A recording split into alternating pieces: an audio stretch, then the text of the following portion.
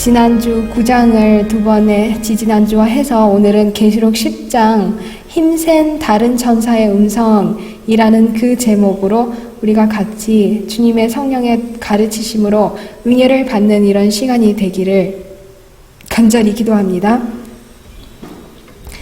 계시록 10장 1절입니다. 내가 또 보니 힘센 다른 천사가 구름을 입고 하늘에서 내려오는데 그 머리 위에 무지개가 있고 그 얼굴은 해 같고 그 발은 불기둥 같으며. 그래서 우리가 계시록을 공부할 때 이 7 나팔을 우리가 공부하지 않습니까? 그런데 갑자기 9장에서는 이 6째 나팔의 사건들로 막을 내렸습니다. 그런데 우리가 7째 나팔을 기대를 하는데요. 7째 나팔은 계시록 11장 15절까지 나오지가 않습니다. 그러면 우리가 지금 오늘 공부하게 될 계시록 10장과 11장 전반부는 이 6째와 7째 나팔 사이에 들어오는 하나님께서 일부러 그렇게 넣어주신, 이렇게 괄호 안에 넣어주신 사건들이라고 그렇게 보시면 됩니다. 그래서 선지자는 계시록 11장 15절에서 시작되는 7째 나팔을 우리에게 소개해 주시기 전에 더 중요한 예언이 있어서 그 예언을 우리에게 알려주셔야 하기 때문에 이 10장에 이런 사건을 또 우리에게 이렇게 소개를 해 주시는 것입니다. 사도 요한이 pat모섬에서 하나님께서 주신 계시를 보았을 때 6째 나팔을 울렸을 때 국가적으로 특별히 이슬람과 관련된 이런 화와 여러 가지 테러 사건들을 또 이런 분쟁과 이런 혼란스러운 일들을 보게 됩니다. 그래서 그 무적행에서부터 나오는 그 연기, 곧 이슬람주의 때문에 이 세계가 캄캄해지는 것을 보았습니다. 그리고 사람들이 자기들의 죄의 무게 때문에 그 무게에 짓눌려서 고통스러워하는 것을 보았고, 그러나 여전히 하나님의 아들께서 그들이 회개하고 돌아오기를 기다리시는데, 그럼에도 불구하고 9장 마지막 절들에 우리가 보았듯이 자기들의 이런 살인과 복술과 음행과 도둑질 이런 것들을 회개하지 않은 이런 세상을 보게 됩니다. 하나님의 역사하심 가운데는 항상 이 자비와 공의가 섞여 있는데, 하나님께서 이 9장을 통해서 이런 세상에 회개하지 않은 사람들에게 이런 화도 허락하시는 반면에 이 어두움 가운데 놓인 이 세상에 또 나라들 간의 이런 전쟁의 소동 가운데 이 세상에는 그 전에 없었던 아주 가장 놀라운 한 기별이 전해지는 것을 요한은 이 계시록 10장에서 봅니다. 그래서 이 셋째 화 또 이제 7째 화 전에 이 놀라운 메시지 기별이 온 세상에 전해지는 그 사건을 우리는 이렇게 공부를 합니다. 그런데 우리가 잠시 여기에서 짚고 넘어가야 되는 것은 이 천사 위에 무지개가 있다고 이렇게 했습니다. 이 천사의 정체를 우리가 조금 이따 볼 텐데요. 구름을 입고 하늘에서 내려오는 이 천사, 그리고 머리 위에 무지개가 있고 얼굴은 해가 있고 발은 불기둥 같은 이 천사가, 우리가 당연히 계시록만 조금만 공부해도 성경만 잘 비교를 해봐도 알 수 있겠죠. 계시록 1장에 보아도 얼굴은 해 같고 발은 불기둥 같으신 분이 인자, 곧 하나님의 아들이 쓴 것을 우리가 계시록 1장에서 볼 수 있었습니다. 그런데 또 머리 위에 무지개가 있으신 두 분들을 우리가 계시록 공부할 때도 사전 공부할 때도 했었는데요. 잠시 이거를 보시면 땅의 기초가 놓이기 전에 아버지와 아들은 이미 합의하셔서 인류가 사단에게 정복당하게 될 경우에 인류를 구속하시기로 언약을 세우셨던 것이다.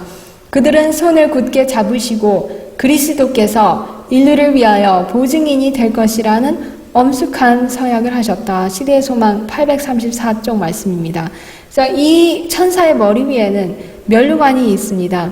계시록 4장에도 보셔도 우리 아버지께서 앉으신 또 그분과 함께 예수님께서 앉으신 그 보좌에 또 보좌가 있어 그 위에 또 무지개가 있다는 그 말씀이 있고요. 그 모양이 이제 녹보석 같은 그런 말씀이 있습니다.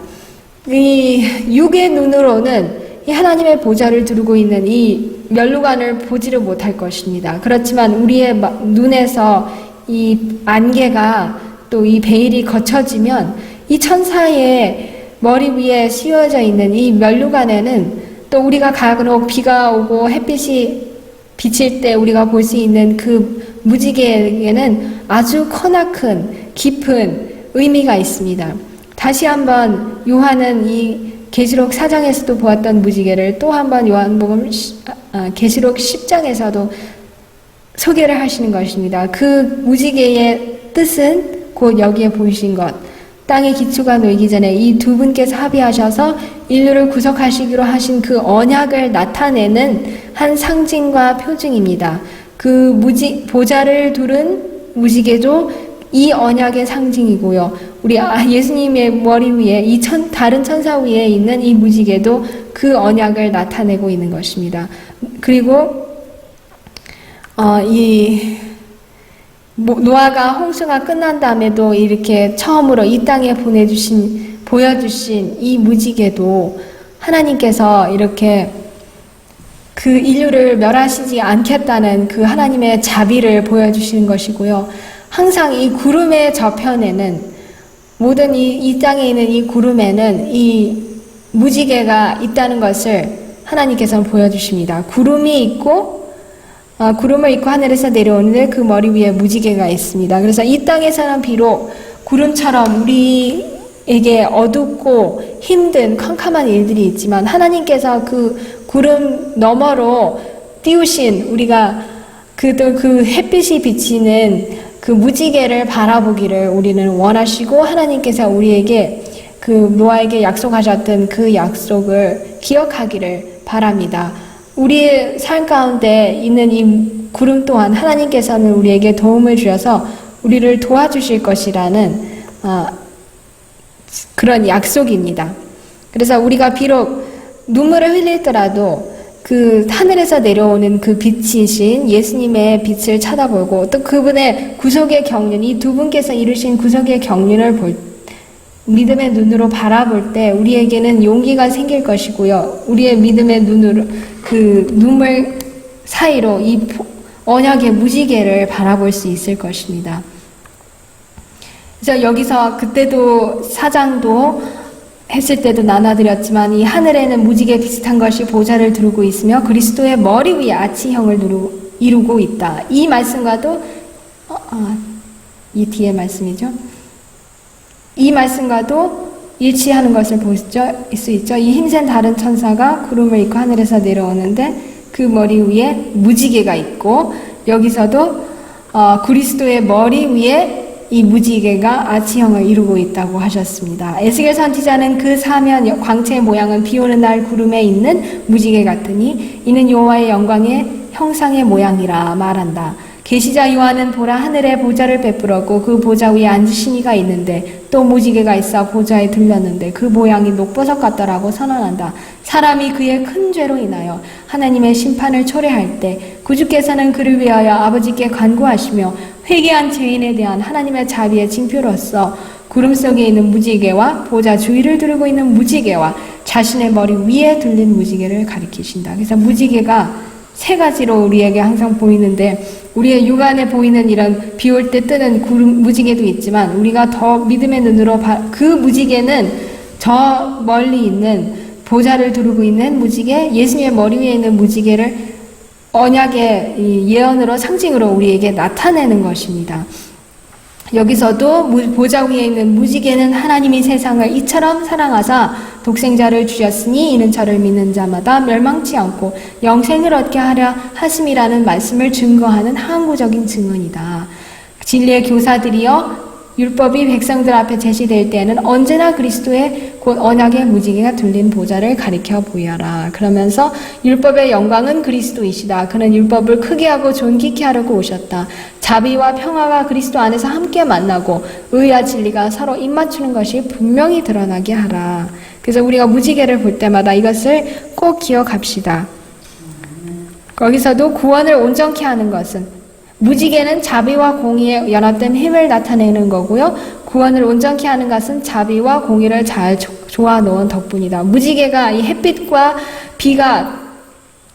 빛이 이렇게 딱 조화가 되었을 때 보이듯이 우리의 구속의 경륜을 이루신 것은 하나님의 자비와 공의가 완벽하게 조화되었기 때문에 이루어진 것입니다. 근데 이 천사가 이제 계속 이으시면 그 손에 펴놓인 작은 책을 들고 그 오른발은 바다를 밟고 왼발은 땅을 밟고 사자의 부르짖는 것 같이 큰 소리로 외치니 외칠 때에 일곱 우레가 그 소리를 바라더라. 이 천사가 이런 모양으로 이렇게 나타나셨는데 그 천사가 얼마나 힘이 셌는지 큰 소리로 외칠 때에 일곱 우레가 바랐다고 하셨습니다. 여기서는 이 천사에게는 마치 창조의 능력을 보여주시는 것 같습니다. 그래서 그 창조의 능력처럼 이렇게 땅이 진동하고 요동하는 것처럼 우리에게 나타나는데요. 이 사건에 대해서 우리 영감의 글은 무엇을 설명하고 계시는지 우리가 살펴보겠습니다.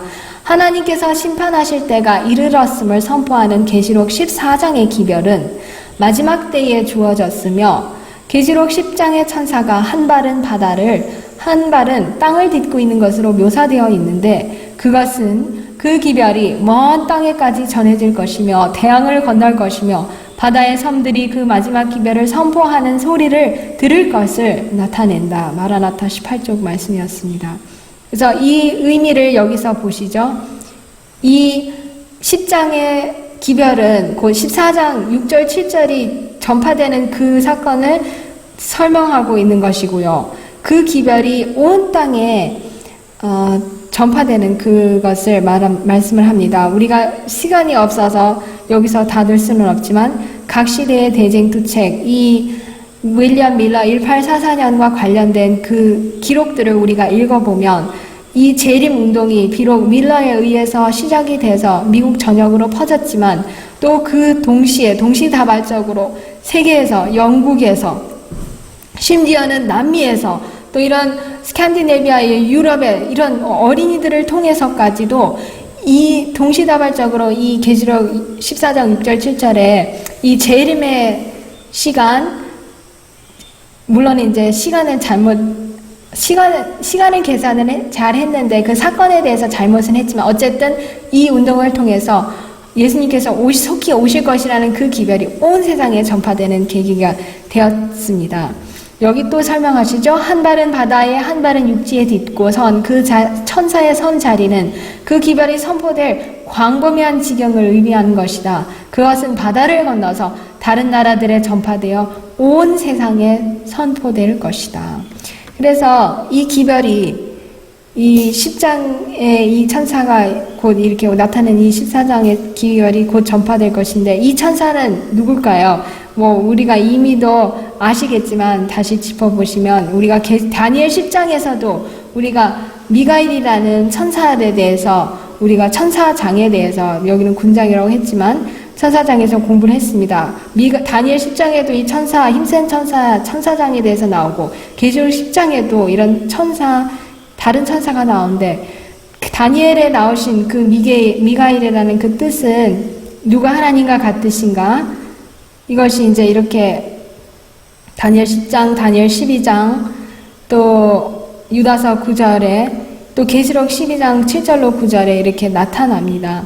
그런데 우리가 이 천사장이라는 그 말씀은 우리 많은 개신교인들은 이 천사장 미가엘이 다른 부류의 천사라는 것을 잘못 오해를 하고 계시는데 우리가 성경을 공부해 보시면 여기 예수님께서 호령과 천사장의 소리로 나타나신다고 하셨어요. 예수님께서 천사장의 소리를 나타내시고 그 천사장의 소리가 여기서도 죽은 자들이 하나님의 아들의 음성을 들을 때가 오나니 곧 이때라고 이렇게 말씀을 하셨습니다. 그래서 이 천사장은 우리가 예수님이시라는 것을, 그리고 하나님과 같으신 분은 하나님의 아들뿐이시잖아요. 그렇기 때문에 당연히 예수님이십니다.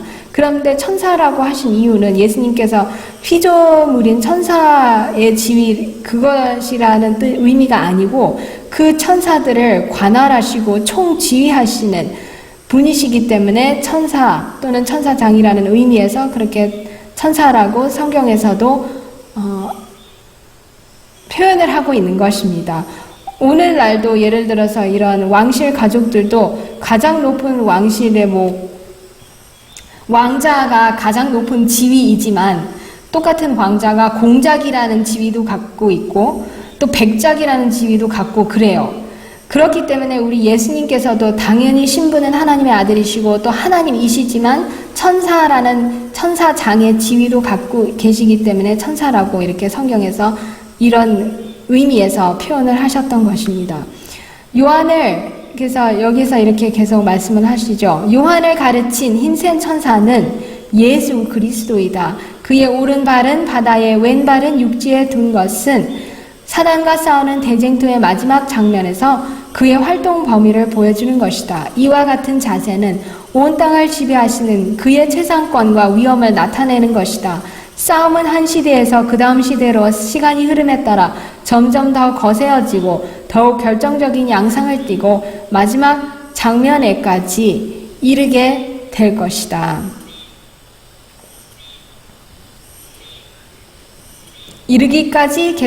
마지막 장면에 이르기까지 계속될 것이다. 그때의 흑암의 권세자들의 능수능란한 손씨는 최고조에 이를 것이다. 사단은 악한 사람들과 연합하여 온 세상을 속일 것이며 진리의 사랑을 받지 아니한 교회들을 속일 것이다. 그러나 그 흰센 천사는 관심을 끌 것이며 큰 소리로 부르짖을 것이다. 그는 진리를 반대하기 위해서 사단과 연합한 사람들에게 그의 음성의 권위와 위엄을 보여줄 것이다. 근데 이 천사, 예수님의 손에 이 작은 책이 들려져 있습니다. 이 작은 책은 무엇일까요? 우리는 다니엘서에서 우리가 이 작은 책이 무엇인가를 보기 위해서는 다니엘서를 연결을 지으면 되는데요. 다니엘서에 보시면 한 책이 있는데 그 다니엘 12장 4절에 다니엘아 마지막 때까지 이 말을 간수하고 이 글을 봉함하라. 많은 사람이 빨리 왕래하며 지식이 더하리라고 하셨습니다. 그러면 이 책을 마지막 때까지만 봉함을 할 것이라고 천사가 했는데 그렇게 그 의미는 곧 마지막 때에는 이 책이 열릴 것이라는 그 의미가 당연히 함축되어 있습니다. 그런데 이 성경 어디를 보아도 다니엘 이외에는 닫혔다고 하는 예언서가 없습니다. 그리고 이 책이 열렸다고 하는 이 닫힌 책이 열리는 것에 대해서 이 계시록 10장을 제외하고는 그런 성경 어디서도 볼 수가 없습니다. 그러므로 다니엘 10장에 이 천사가 들고 있는 그 열리는 책은 계시록 자체가 열리는 책이지만 이 계시록에서 이 열리는 책은 곧 다니엘이라는 이 책을 우리가 볼 수 있습니다. 그런데 그래서 이 천사, 예수님께서 들고 있는 이 책은 곧 다니엘이라는 그 결론에 나올 수 있는데 이 결론에 의하면 이렇게 우리가 조금 더 나아가서요. 무엇을 그 결론을 내리는지 우리가 조금 이따 볼 것입니다. 7 우레가 발할 때에 내가 기록하려고 하다가 곧 들으니 하늘에서 소리가 나서 말하기를 7 우레가 발한 것을 임봉하고 기록하지 말라 하더라. 이 천사가 워낙 힘센 음성으로 말해서 우레가 발하는 것처럼 들립니다. 우리 하나님께서 또 그분의 아들이신 예수님께서 말씀하실 때는 우레가 발합니다.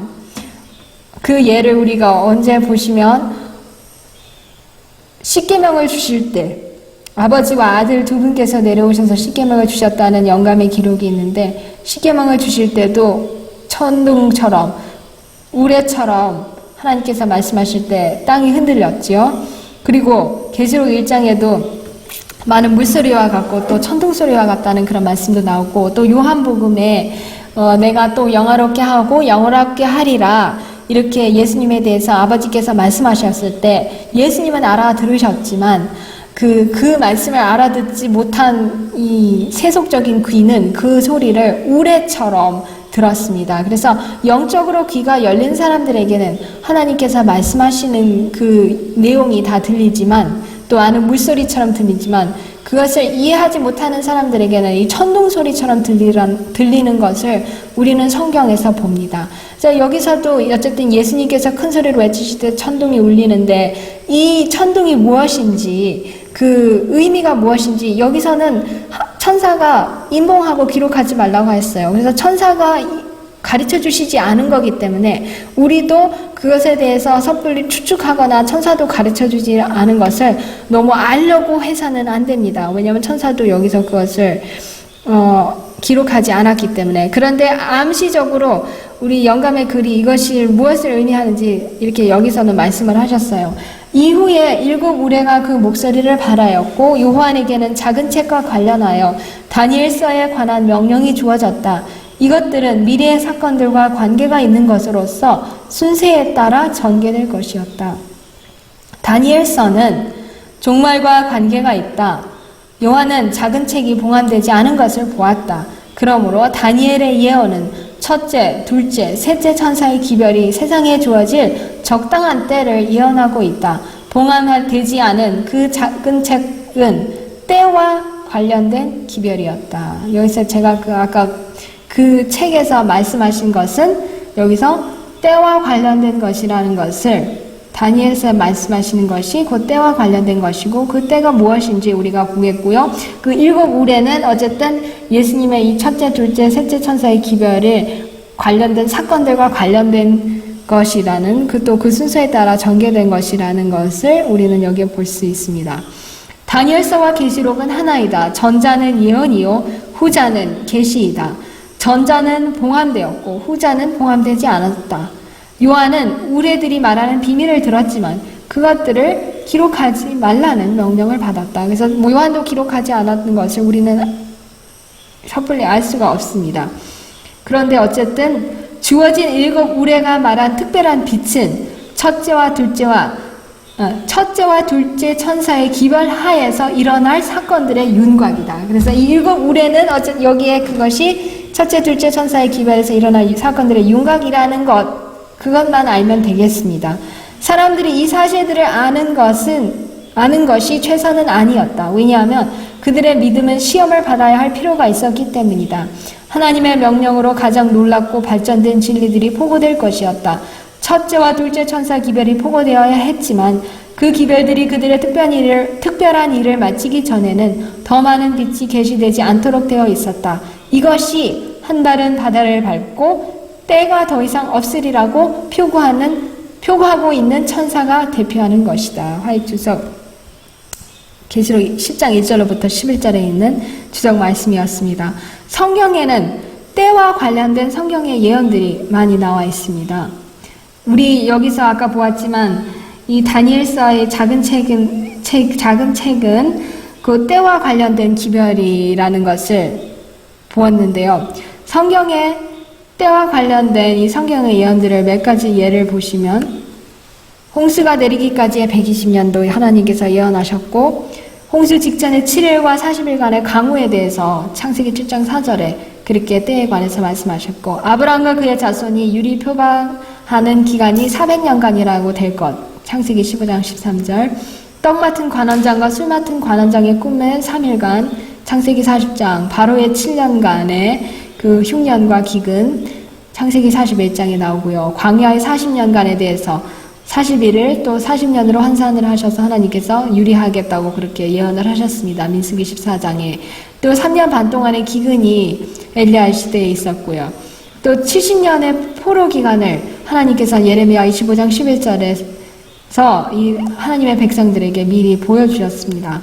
또 느부갓네살 왕의 7대에 대해서 다니엘 4장 13절로 16절을 우리가 볼 수 있고요. 그리고 유대인들을 위하여 지정된 7주일과 62주일과 1주일 그리고 70주일이 다니엘서 9장 24절로부터 27절에 나옵니다. 그 다음에 성경에서 가장 긴 예언의 기간은 2300주야라는 것을 우리가 다니엘 8장 14절에서 볼 수 있습니다. 이 예언이 성경에서 예언된 가장 긴 예언이고요. 예언의 기간인데 이 예언이 끝난 후로는 더 이상 뭐가 없을 것이라는 그 때가 없을 것이라는 그것을 우리가 조금 이따 볼 것입니다. 1844년 이전에, 몇 년 이전에 몇몇 사람들은, 특별히 윌리엄 밀러는 다니엘의 예언을 공부하기를 시작했습니다. 우리 윌리엄 밀러 선구자께서 한 농부로서 굉장히 성실하게 그 지역 사회에서도 한 지도자로서 활약을 하시고, 미국 독립전쟁이 아니고 아버지는 독립전쟁이고 본인은 1812년 미국과 영국 사이에 있었던 그 전쟁에서도 큰 역할을 하여튼간 성실하게 임무를 수행하셨던 분인데요. 이분이 공부를 이분의 회심 또 개심의 과정이 대쟁투책에 잘 나와 있는데, 어쨌든 이분이 공부하시다가 내리신 결론이 다니엘서 8장 14절에 2300주야가 1843년, 처음에는 이제 1843년이라고 이렇게 하셨죠. 근데 나중에는 이제 1844년으로 이제 더 공부를 해서 알았습니다.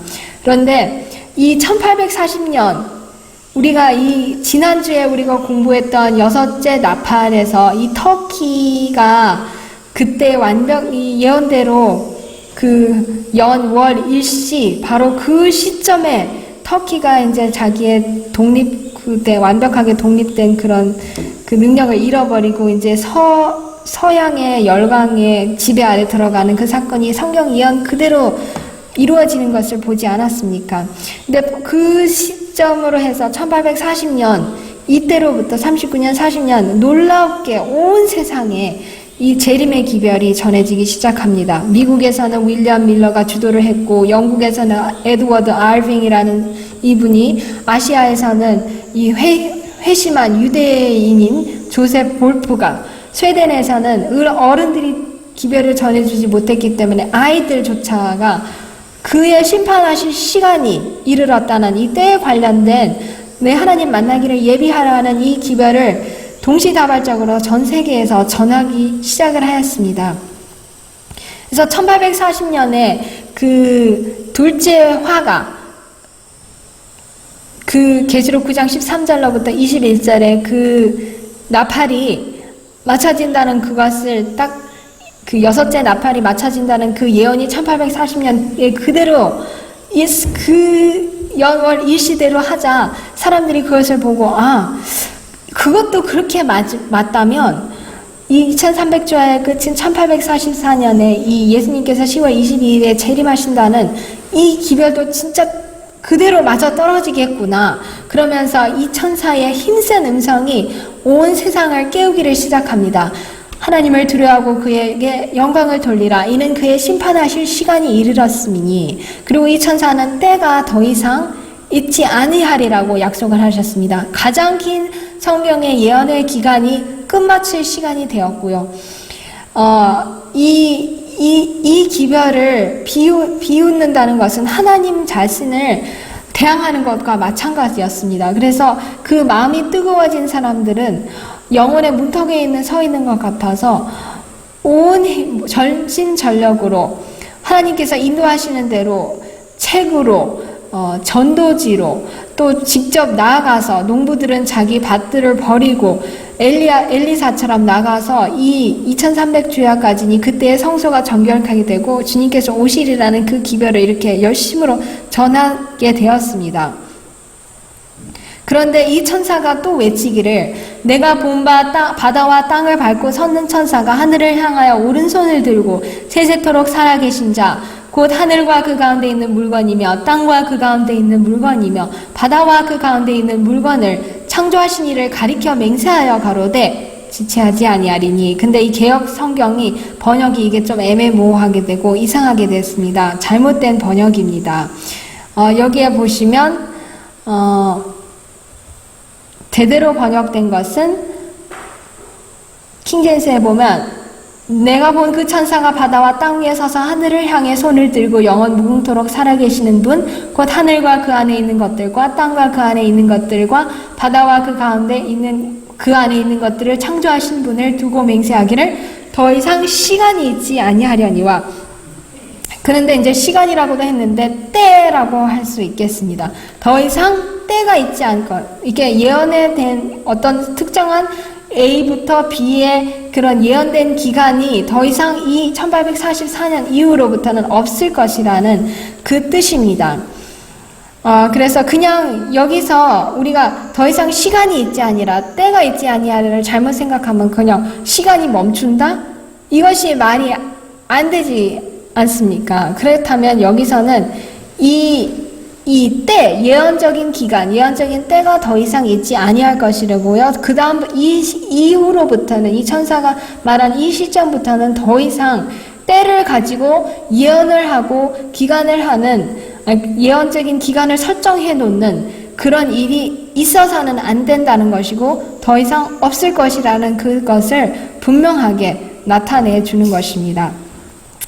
이 계시록 10장 6절 7절과 계시록 14장 6절에 7절에 이 두 절이 평행을 이루고 있습니다. 그래서 이게 두 같은 기별을 전하고 있다는 것을 우리가 여기서 이 성경을 비교해도 볼 수가 있는데요. 아까 더 이상 근데 정확하게 말하면 때가 있지 아니하라는 했는데요. 그것을 보시면 헬라어로 크로노스라는 그 단어인데, 그게 이제 첫 번째 번역은 일반적인 시간의 공간이나 간격, 그냥 시간을 가지고도 그런 의미를 하지만, 이 사도행전 19장 22절이나 15장 33절, 또 계시록 6장 11절에 나오는 이 계시록 20장 3절에 보시면 얼마 있다가 잠깐 동안, 이게 여기서도 이 작정된 기간이나 한 기한을, A부터 B까지의 기한을 두고도 이 단어를 사용하는 것을 볼 수가 있습니다. 그래서 우리는 이 말씀이 여기서 시간이 끝난다는 그런 의미가 아니고, 설정된 예언된 기간을 이후로는 더 이상 사용해서는 안 되고 있지도 않을 것이라는 그 의미로 우리가 볼 수 있습니다. 그래서 지체하지 아니하리니, 그 뜻은 시간이 더 이상 없으리라. 근데 때가 더 이상 없으리라는 그런 의미입니다. 이것은 명확한 시간에 대한 기별이 더 이상 있지 않을 것이라는 뜻입니다. 여기서 이렇게 말씀을 하세요. 정한 때에 관한 또 다른 기별은 없을 것이다. 1842년에서 1844년에 이르는 기간, 여기서 이렇게 정확하게 우리에게 보여주십니다. 계시록 10장 4절로부터 6절의 기간은 곧 1842년부터 44년까지라는 것을 우리가 이 영감의 글에서 봅니다. 근데 이후로는 1840년 후로는 44년 후로는 더 이상 확정적인 예언의 때는 없을 것이다. 가장 멀리까지 미치는 시간 계산은 1844년 가을까지이다. 마지막 날 사건들 36쪽이고요. 그 천사가 가장 엄숙한 맹세로 선포한 이 때는 이 세상 역사의 끝을 말하는 것도 아니고 은혜의 시간을 말하는 것도 아니다. 그것은 우리 주님의 재림에 선행되는 예언적인 때를 말하는 것이다. 이 말의 뜻은 명확한 때에 기초한 또 다른 기별이 없을 것이라는 말이다. 가장 긴 예언적인 때의 계산은 1844년 가을에까지 이른다. 여기도 화이트석 계시록 10장 1절로부터 11절의 말씀입니다. 그렇기 때문에 여러분들, 오늘날도 간혹 어떤 사람들이 2018년 12월 며칠이던가요? 거의 예수님께서 오시고 1260일을 이렇게 말하면서 1335일 또 1290일을 거론하면서 이렇게 이때는 이때 이렇게 이런 성경의 때에 관한 것을 가지고 이렇게 적용을 하면서 거짓으로 이제 예언을 하는데, 그것은 이 천사의 하신 말씀을 정면으로 충돌하는 거고요. 정면으로 도전을 하는 아주 무모한 행위입니다. 그래서 이것을 우리가 볼 때 더 이상 때에 관한 이런 예언적인 기간이 1844년 이후로는 있을 수가 없다는 것을 우리가 확신하기를 간절히 바랍니다. 이제 계시록 10장 7절로 8절에 보시면, 일곱째 천사가 소리 내는 날 그 나팔을 불게 될 때에 하나님의 비밀이 그 종 선지자들에게 전하신 복음과 같이 이루리라. 하늘에서 나서 내게 들리던 음성이 또 내게 말하여 가로되, 내가 가서 바다와 땅을 밟고 섰는 천사의 손에 펴놓인 책을 가지라 하시기로. 일곱째 나팔의 시작은 그럼 언제일까요? 우리가 물론 그 일곱째 이제 나팔 또 이제 셋째 화는 계시록 11장 15절에서 시작이 되지만 일곱째 나팔의 시작은 우리가 이렇게 모든 것을 종합해 볼 때 1844년 예언적 기간의 끝이 곧 일곱째 나팔의 시작점이라는 것을 알 수 있습니다. 왜냐하면 이 여러 가지 이렇게 종합을 해볼 때 여기서 하나님의 비밀이 그 종 선지자들에게 말씀하신 것 같이 이루리라고 이 계시록 10장 7절 8절에 말씀을 하셨는데요. 하나님의 비밀은 곧 무엇일까요? 여기서 보시면 그 뜻의 비밀을 우리에게 알리셨으니 곧 그 기쁘심을 따라 그리스도 안에서 때가 찬 경륜을 위하여 예정하신 것이니 하늘에 있는 것이나 땅에 있는 것이 다 그리스도 안에서 통일되게 하려 하심이라. 에베소 1장 9절로 10절 또 나를 위하여 구할 것은 내게 말씀을 주사 나로 입을 벌려 복음의 비밀을 담대히 알리게 하옵소서. 그래서 하나님의 비밀, 여기 또는 신비라고 하는데 하나님의 신비는 모든 이 때가 찼을 때 그리스도 안에서 모든 것을 하나로 모으시는 것인데 그것을 하나로 모으시고 예수님 안에서 통일하게 하시는 그것이 무엇으로 성취가 될까요? 여기서 에베소 6장 19절에 복음의 비밀이라고 하셨습니다. 복음에 의해서 하나님께서 모든 이방인들이나 유대인들을 다 모으십니다. 근데 그 복음을 비밀을 또는 그리스도의 비밀이라고 이렇게 말씀을 하시는데요.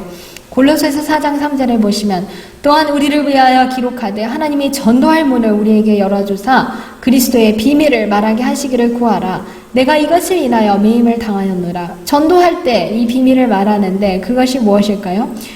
곧 계시로 내게 비밀을 알게 하신 것은 내가 이미 대강 기록한과 같으니 이것을 읽으면 그리스도의 비밀을 내가 깨달은 것을 너희가 알 수 있으리라. 에베소서 3장 3절로 4절. 근데 그 비밀이 그리스도의 비밀이 또 무엇이냐면 이는 이방인들이 복음으로 말미암아 그리스도 예수 안에서 함께 후사가 되고 함께 지체가 되고 함께 약속에 참여하는 자가 됨이라. 에베소서 3장 6절. 근데 이 복음이 그리스도의 비밀이 또는 그리스도의 신비가 곧 복음이라는 것을 이 여러 성경절을 통해서 우리가 보게 됩니다. 그래서 바울이 계시 가운데서 받은 그 비밀 역시 그것이 복음이고요. 이 사도들이 전한 것이 곧 복음인데 그 복음은 우리가 아까 그 무지개에서도 보았듯이 두 분의 희생을 죄인을 위해서 이루어 놓으신 구속의 경륜, 하나님의 어린 양이신 예수님을 나타내는 또 그분의 하나님이 세상을 이처럼 사랑하사 독생자를 주신 그 복음인 것입니다.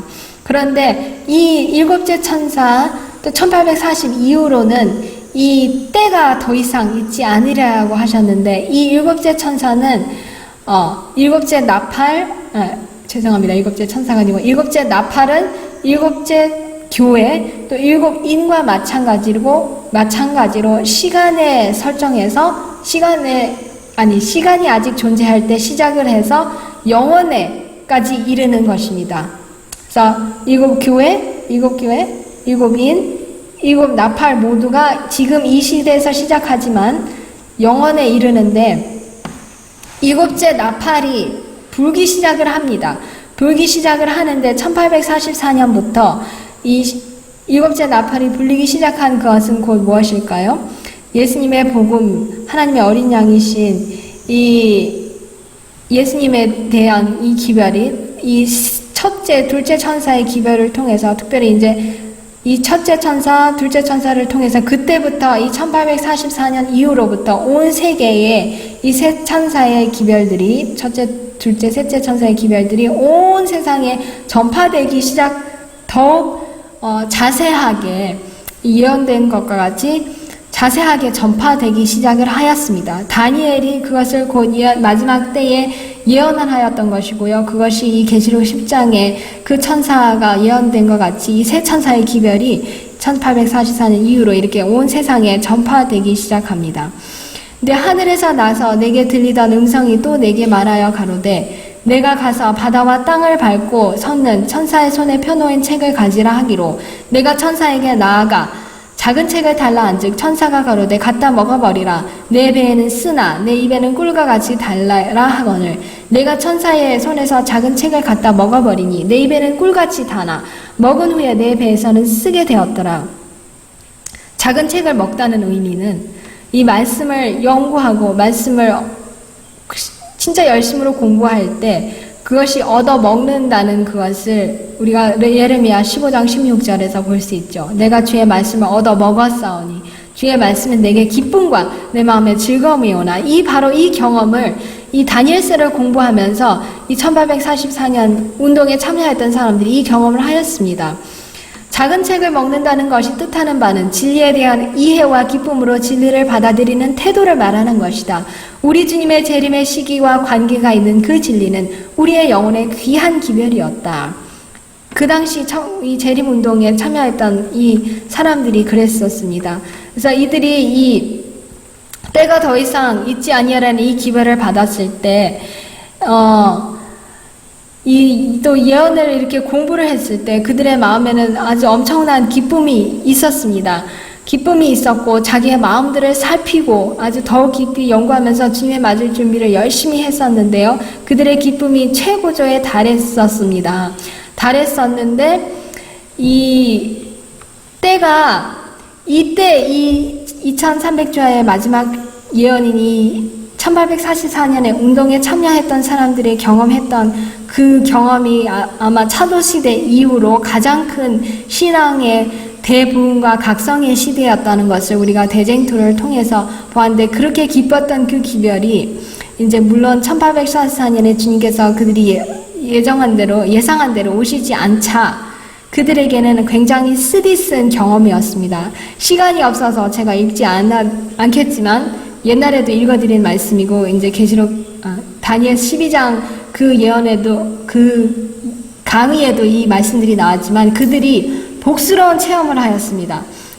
그 따뜻한 우정으로 연합하고 사랑과 기쁨이 그들을 지배하였고, 사랑하는 마음으로 그들이 충만하였었고요.